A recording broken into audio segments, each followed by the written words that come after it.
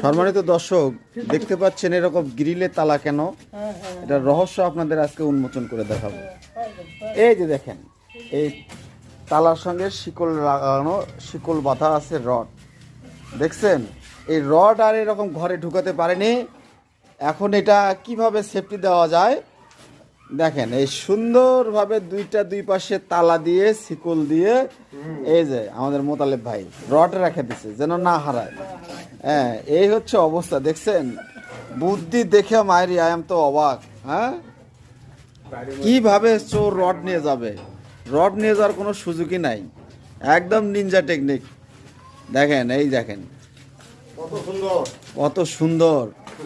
হ্যাঁ, এই তো দেখছেন কি অবস্থা। হ্যাঁ, এই যে আর একজন বলতেছে আমার বলে কাম নাই, খালি অকাম।